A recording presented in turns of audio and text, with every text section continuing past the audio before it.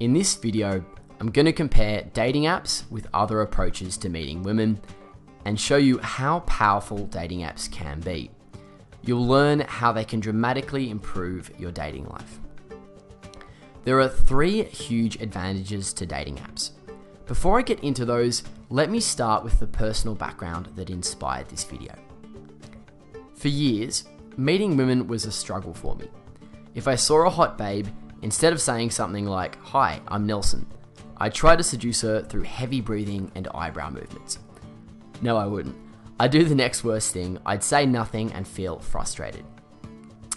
After sucking and being a general numpty for a while, I began talking to more women. Eventually, I became pretty good at getting girls' numbers. The problem was, most of these women weren't that interested.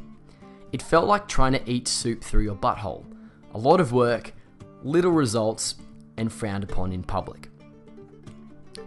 Contrary to a lot of dating advice online, I realized getting results was much less about your game and more about the girl. Key idea: it's much easier when the girl is interested in meeting someone and receptive to you in particular. This brings me to the first big advantage of dating apps: more receptive women. Women you meet on dating apps have shown interest in your profile and are normally interested in dating. Therefore, you waste much less time talking to women who aren't receptive or available. In sales, this is the difference between contacting qualified prospects and door-knocking random people all day. Qualified prospects know who you are and want what you're selling. Talking to them is always going to be 10 times more efficient than talking to random people, most of whom don't care.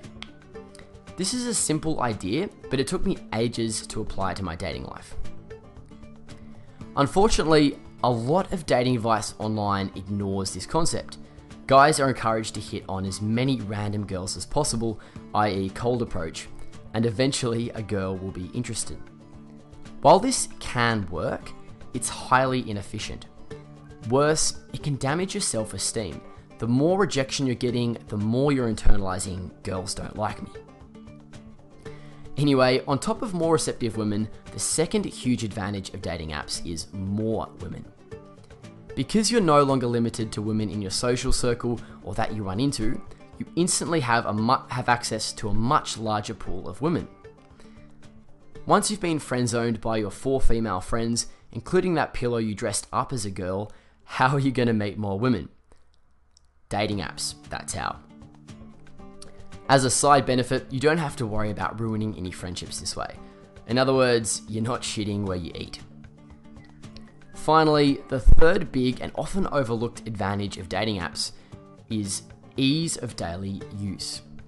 You can use dating apps while on public transport, while waiting in line at Subway, while having explosive diarrhea from last night's curry, etc.